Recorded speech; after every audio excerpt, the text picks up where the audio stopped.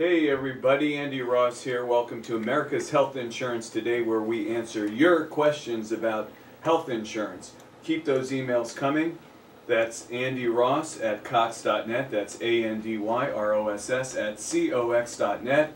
And we are live at KLAV Radio. Let's jump right into the questions. Let's see if we can break our record and squeeze in more questions than we ever have before. Question number one.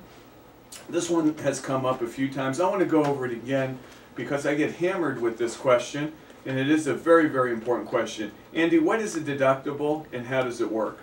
Great question. The deductible is the exposure that is the client is responsible for at the beginning of the policy. In other words, that is your financial exposure before the benefit kicks in. Let me say that there are components of the policy that are co-pays only. Doctor visits, medication, sometimes urgent care, preventative care. Anything other than those components, you're responsible for the deductible. Like I always say, and I want to be clear about this, is that you get the contracted rate. So it's not a retail deductible figure, it's a contracted rate. Make sure you get with your broker and confirm that you indeed got the contracted rate. Very important there. Next question from the same person. They want an education here. What is coinsurance and how does that work? Coinsurance is the next portion of your policy. Co, as in you and the insurance company, share the responsibility. It's 80-20, it's 70-30.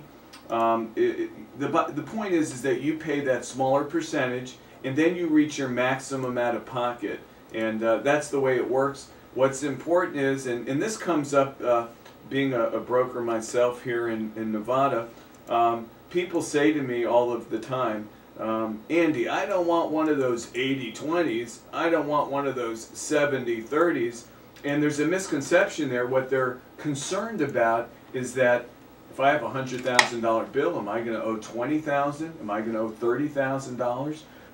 So that's a big concern. The point is that I always ask them, do you know what that means? And then it gets quiet because they don't.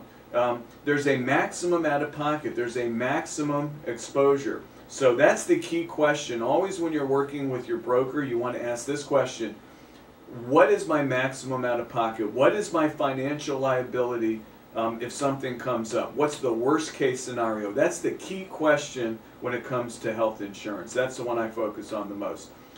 Here is another question. Claims, how do they work? What do I need to know? I get claim after claim after claim. I pay a lot of insurance premium and it seems like I get billed over and over again. What are these claims and how do I handle them? That's a great question.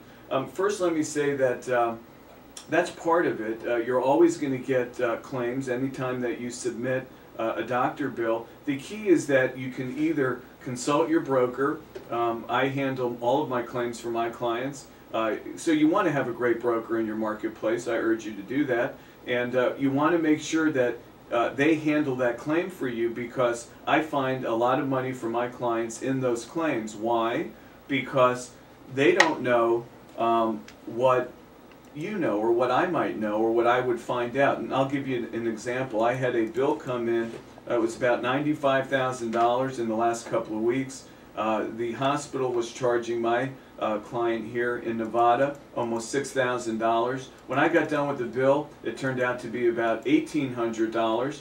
And the reason is he had paid his deductible. He was already into his coinsurance, like we just talked about a minute ago. And so that's the point. I find money for my clients. So the other thing you can do if you don't have a broker, and I think you should because they do come free of charge, is that wait for your EOB. Do not pay a doctor bill without getting your EOB. That stands for explanation of benefit. So make sure that you do that and you'll be in good shape. Another question, great question. Andy, how much does your service cost me? Well, that's a great question. We're free. That's the beauty of what I do, and I'm sure that's part of the success that we have, is that we're full service and we're free. We don't cost you anything, and so find a good broker. They're built into the price. Why should you deal with someone in a call center, which is about 10% of the business, And ultimately, in dealing with someone in a call center, they're not going to, you'll never speak to the same person again. They're not going to have the same kind of relationship that you would have with a broker. And since the broker comes free of charge, I urge you to build that relationship and find that great broker in your marketplace. Next question. Looks like we're going to be going to a break, and we're going to be back in 60 seconds. Thank you.